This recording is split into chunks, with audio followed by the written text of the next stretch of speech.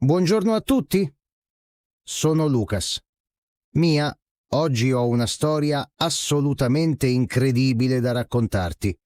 Una storia che mi ha insegnato tantissime parole nuove in italiano, ma soprattutto mi ha insegnato quanto sia importante chiedere aiuto. Bentornati su Wow Podcast Italian, cari ascoltatori. Sono Mia. Lucas, sei arrivato oggi con una faccia, come dire, molto espressiva. Cosa è successo esattamente? Allora, immagina questa scena.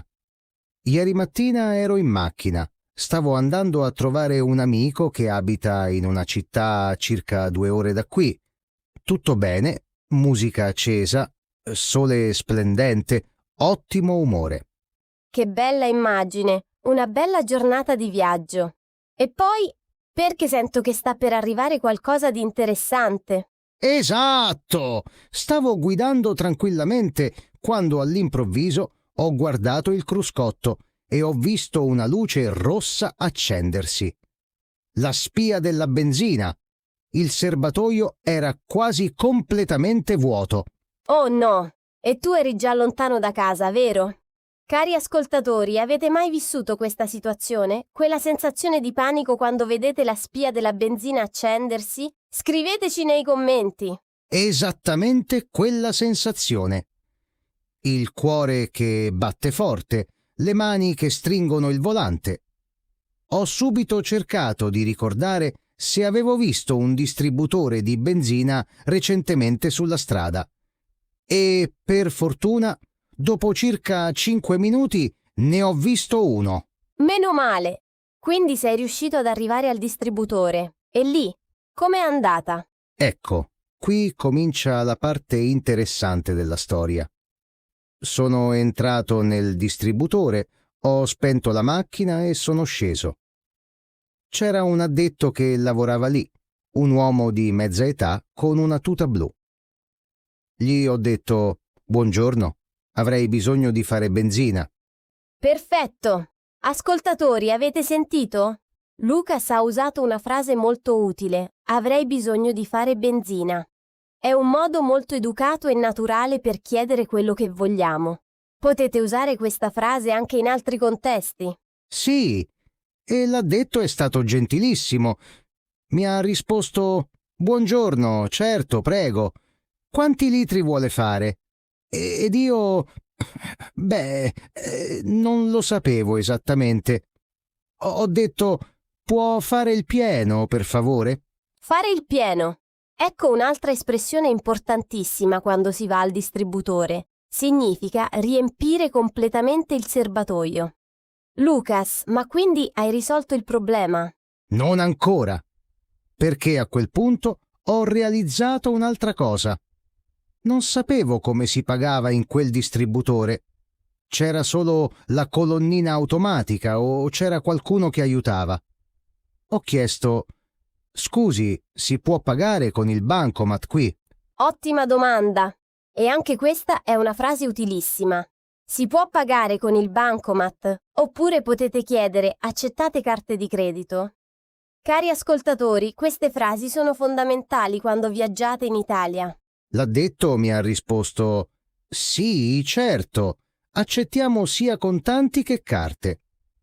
Può pagare direttamente qui alla cassa oppure usare la colonnina automatica». E io, un po' confuso, ho detto: «Preferisco venire alla cassa, grazie». Molto bene, è sempre più semplice quando c'è qualcuno che ti aiuta. Ma Lucas, mi hai detto che questa storia aveva qualcosa di speciale. Cos'altro è successo? Ah, sì. Mentre aspettavo che il serbatoio si riempisse, ho notato che una delle gomme sembrava un po' sgonfia. Non ero sicuro, ma mi sembrava diversa dalle altre. Allora sono tornato dall'addetto e gli ho chiesto: «Scusi, secondo lei questa gomma è a posto?» Che occhio attento! E lui cosa ha detto? Ascoltatori, anche voi controllate le gomme della macchina regolarmente? È importantissimo per la sicurezza stradale. L'addetto si è avvicinato, ha guardato la gomma con attenzione e ha detto: in effetti sembra un po' bassa. Vuole che controlli la pressione? Ho risposto subito. Sì, per favore, se non le dispiace. Se non le dispiace è una frase bellissima in italiano. È molto educata e gentile. Significa qualcosa come if you don't mind in inglese, ma suona molto naturale in italiano. Lucas, usate spesso questa espressione? Sì, è un modo di chiedere qualcosa senza essere scortesi.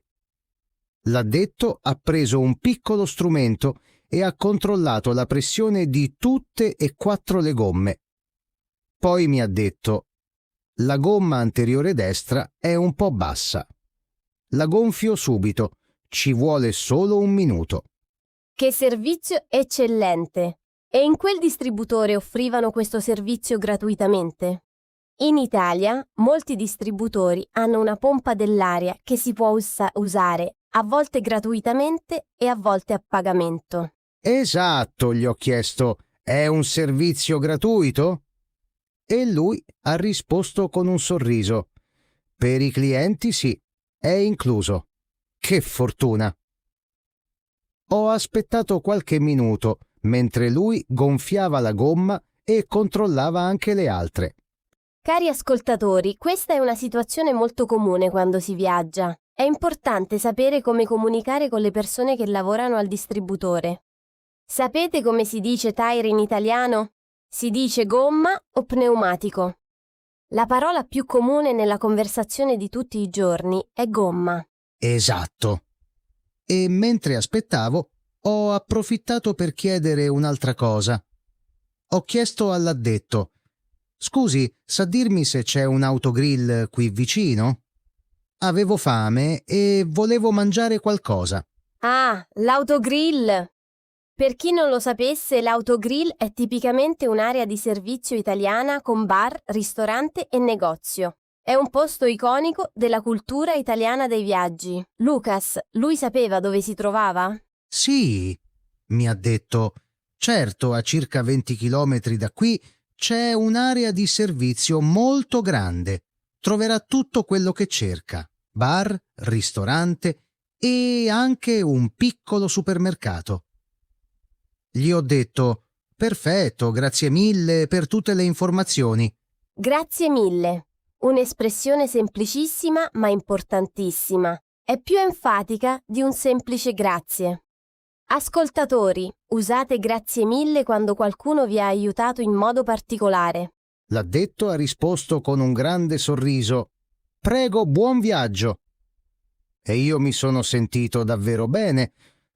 Non solo avevo risolto il problema della benzina e della gomma, ma avevo anche avuto una bella conversazione in italiano. Questa è la cosa più bella dell'imparare una lingua. Ogni interazione diventa un'opportunità per praticare e per connettersi con le persone. Cari ascoltatori, avete mai avuto una conversazione inaspettata mentre viaggiavate che vi ha reso felici?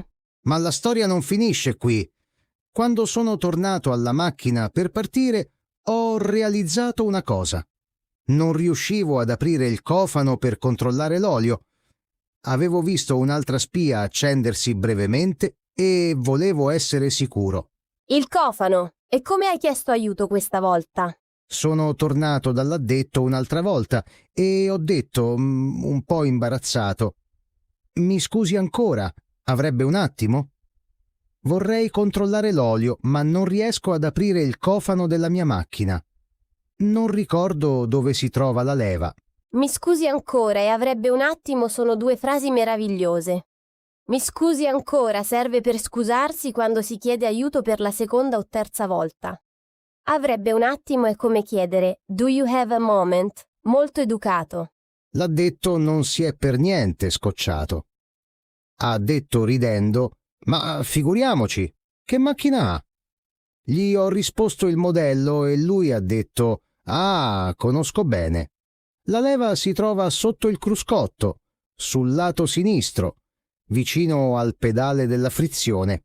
Figuriamoci. Ecco un'altra espressione tipicamente italiana. Significa don't worry about it, of course. Si usa per dire che non è un problema aiutare qualcuno. È molto caldo e amichevole. Sì, e con le sue indicazioni sono riuscito ad aprire il cofano. L'olio era a posto, meno male. A quel punto l'addetto mi ha anche detto: se ha bisogno di acqua distillata per la batteria o liquido per il tergicristallo, ce l'abbiamo in negozio. Che persona disponibile! Cari ascoltatori, vedete come una semplice fermata al distributore può diventare un'esperienza ricca di conversazione italiana? Lucas ha imparato e usato tante parole: serbatoio, gomma, pressione, cofano, tergicristallo. Esatto. E io alla fine ho comprato anche una bottiglietta di acqua e un caffè al bar del distributore. Mi sono avvicinato al bancone e ho detto: buongiorno, un caffè per favore e anche una bottiglietta di acqua naturale. Naturale o frizzante? In Italia questa è una delle prime domande che vi farà qualsiasi cameriere o barista quando ordinate l'acqua. Acqua naturale è senza gas, acqua frizzante è con le bollicine. Lo sapevate? Sì. E il barista mi ha chiesto: lo vuole zuccherato il caffè? Ho risposto: no, grazie, lo prendo amaro. In Italia il caffè al bar è espresso e molti lo bevono senza zucchero. Lo chiamano appunto caffè amaro. Perfetto! Caffè amaro, caffè zuccherato. E naturalmente ci sono 1000 modi diversi di bere il caffè in Italia: macchiato, corretto, ristretto, lungo. La cultura del caffè in Italia è una cosa seria. Ascoltatori, qual è il vostro modo preferito di bere il caffè? Ho bevuto il caffè in piedi al bancone, come fanno gli italiani. Ho pagato e ho ringraziato. Grazie, arrivederci. Il barista mi ha risposto: prego, buon proseguimento. Buon proseguimento! Significa qualcosa come have a good continuation of your journey. È un saluto tipico quando qualcuno sta viaggiando o sta per riprendere qualcosa che stava facendo. È molto gentile e premuroso. E così, dopo circa 20 minuti di stop, sono ripartito. Benzina piena, gomme a posto, olio controllato, caffè bevuto. Mi sono sentito pronto per affrontare il resto del viaggio. E devo dire, grazie a quella fermata, sono arrivato dal mio amico con un bel po' di vocabolario nuovo in testa. Che storia meravigliosa, Lucas! E che lezione importante per tutti noi! Non bisogna mai aver paura di chiedere aiuto, soprattutto quando si parla una lingua che si sta imparando. Le persone sono generalmente molto disponibili e pazienti. Assolutamente. E ho notato che quando fai uno sforzo per parlare la lingua del posto, anche se non sei perfetto, le persone lo apprezzano molto. L'addetto del distributore era chiaramente contento di aiutarmi e di vedere che cercavo di comunicare in italiano. È proprio così. La lingua è un ponte tra le persone. E parlando di ponti, facciamo un piccolo riepilogo di tutte le parole e frasi utili che abbiamo sentito oggi. Cari ascoltatori, tenete pronto il vostro taccuino. Prima di tutto, fare benzina, fare il pieno, il serbatoio. Poi per le gomme. La gomma, lo pneumatico, la pressione, gonfiare la gomma. Per la macchina, il cofano, il cruscotto, la spia, l'olio. E per le frasi di cortesia, avrei bisogno di si può pagare con il bancomat se non le dispiace, avrebbe un attimo, mi scusi ancora, figuriamoci, grazie mille, buon viaggio, buon proseguimento. Esatto! E non dimentichiamo le parole del bar. Un caffè amaro, un caffè zuccherato, acqua naturale, acqua frizzante. Queste parole vi torneranno utili sicuramente se visitate l'Italia. Cari ascoltatori, ora è il momento di praticare. Vi facciamo una domanda. Se foste voi al posto di Lucas, vi sareste sentiti a vostro agio a chiedere aiuto in italiano al distributore? Scriveteci nei commenti, vogliamo sapere come vi sareste comportati.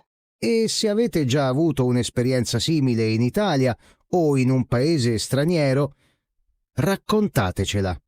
Adoriamo leggere le vostre storie. Sono sempre una fonte di ispirazione per noi. Prima di salutarci, Lucas, c'è ancora qualcosa che vuoi aggiungere sulla tua avventura al distributore? Sì, una cosa finale. Quando stavo per partire, l'addetto mi ha salutato con «Torni a trovarci». Ed io ho risposto ridendo: «Spero di non aver bisogno di tornare troppo presto, ma grazie di tutto». È stato un momento molto simpatico. Torni a trovarci significa come back and visit us. È un'espressione calda e accogliente. Dimostra quanto gli italiani siano ospitali e amichevoli con i viaggiatori. Sono davvero orgogliosa di questa lingua. Anch'io. E questa piccola avventura mi ha ricordato perché amo tanto viaggiare. Non solo si vedono posti nuovi, ma si incontrano persone meravigliose e si impara qualcosa di nuovo ogni giorno. Bellissimo pensiero con cui concludere. Cari ascoltatori di Wow Podcast Italian, grazie di cuore per aver trascorso questo tempo con noi oggi. Speriamo che la storia di Lucas vi abbia dato tanti spunti utili per la vostra prossima conversazione in italiano. Se questo episodio vi è piaciuto, lasciate un mi piace e iscrivetevi al canale se non lo avete ancora fatto. Ogni settimana portiamo nuove storie e nuove situazioni per aiutarvi a migliorare il vostro italiano. E ricordate, imparare una lingua è un viaggio, proprio come quello di Lucas. Ci sono momenti di panico come la spia della benzina, ma ci sono anche momenti bellissimi come le conversazioni inaspettate con persone gentili. Alla prossima avventura! Arrivederci a tutti!